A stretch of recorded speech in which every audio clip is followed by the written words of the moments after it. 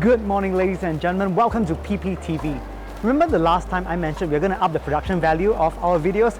Today, we actually did that. So we are now at this place called Gardens by the Bay. And with that, today we're going to talk about the final E5000.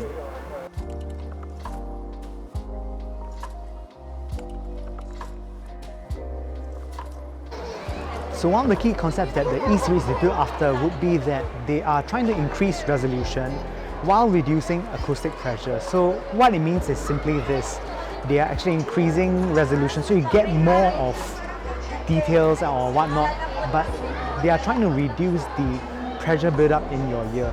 So this essentially will result in a very comfortable listen, yet high detail. Now, another thing that the E-series is based on would be that they are all based on a single dynamic driver. Now, a single dynamic driver is perfect for the task because they are able to reproduce frequencies, from really good sub-bass all the way to high frequencies, and it actually has a very natural timbre. Now, with regards to today, we are specifically talking about the E5000.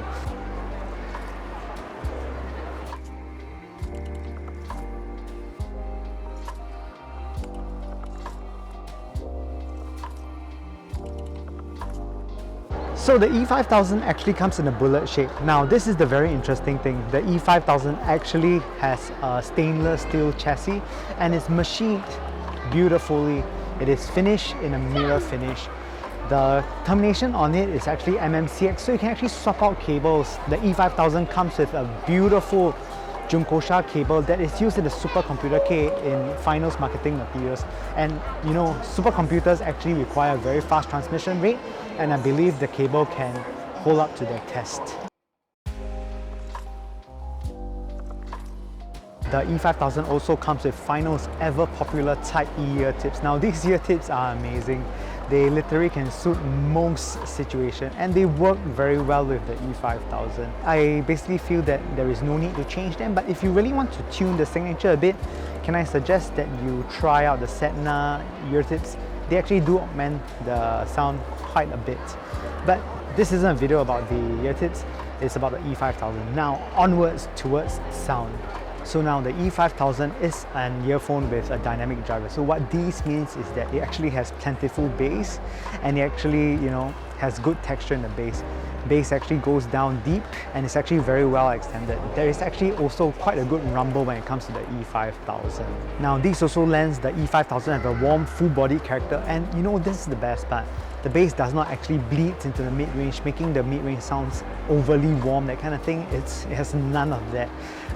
One thing to note though about the E5000 bass is that it is not the fastest sounding, so you get a lot more decay than say with a balanced armature driver, but this is mostly due to the E5000 being tuned this way.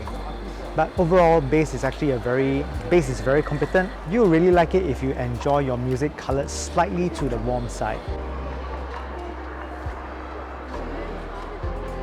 So with regards to mid-range, a lot of earphones within this price category can either have excellent mid-range like the Sakura tree behind me, or can have rather sad sounding mid-range. But well, I'm very happy to report that the E5000 actually has a very sweet and lush mid-range, and it's really quite amazing. So it is innately a warm earphone, you see, but it has enough high harmonics going on to give it a bit of clarity through the warmness. Now, if you're expecting this earphone to be absolutely great at clarity, it really isn't, but it shines when you are playing warm music. So some genres that I would highly suggest for people to try would be like, say, slow jazz or even pop or rock. They would really work well. So with that said, the E5000 actually has a rather laid-back sounding mid-range. It has none of that, upper harmonics attenuation which causes fuzziness in the tone. Sometimes, it sounds like this, where all the high frequencies are completely cut out, that kind of thing. It has none of that. So it is just a very pure, warm sounding earphone.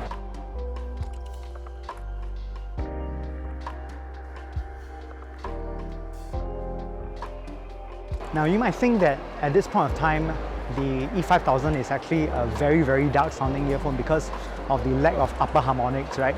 But the truth of the matter is that it is not a bright sounding, neither is it absolutely a dark sounding earphone. There is enough detail in high frequencies for it to sound separated enough. It's just like, you know, when you hit the hi-hats or cymbals, there is that sizzle and there is that nice shimmer available.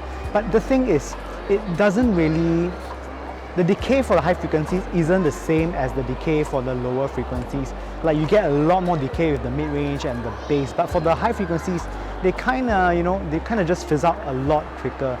So on the whole, the sound signature of the E5000 is one that is actually rather warm and laid back. You get enough high detail energy, but you don't get the same kind of shimmer and brightness that one would expect. Now, with regard to soundstage, the soundstage of the E5000 is as such. Width of the E5000 is that it actually is quite wide sounding, but I would not say it's the widest, simply because of the signature of the earphone. Because it is so bass heavy, it is so mid-centric, a bit thick sounding, you don't get the absolute width of the left and right channels simply because of the harmonics and the decay levels of the E5000. In fact, they don't really, the decay of the lower frequencies is actually a little bit slower, so it really hampers the width of the sound. Now, with regards to height, height is actually it has a rather good ratio with bass, so you know, it's rather tall. I would not say that it's very short or narrow either, so it gets good width and okay height. Now, in terms of positioning is interesting. As you know, I mentioned earlier that this is a warm sounding earphone. The thing with warm sounding earphones is that you generally do not get the best positioning experience.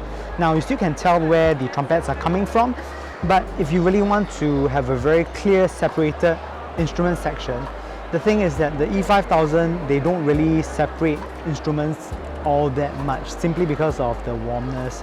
And in terms of depth, again, likewise, it actually also has really good depth. So on the whole, it has a rather good soundstage. But if you want something that is very, very clean and clear, where you get very, very good distinction between the positioning and depth, I think the E5000 is not the one.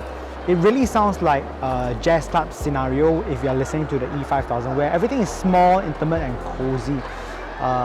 It feels very lifelike and natural.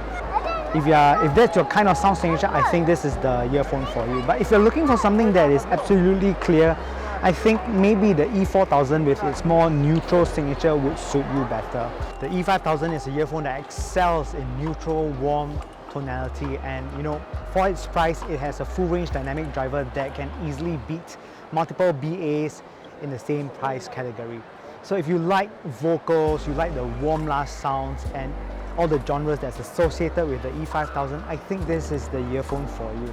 But if not, maybe the E4000 would be a more balanced choice. That's it for today. My name is Kenneth from PPTV. If you like our channel, please click the like and subscribe icon below, and you know, if you want to ask us any questions, just feel free to leave it in the comments below. Me and Asher will reply to them. Thank you very much and see you next week.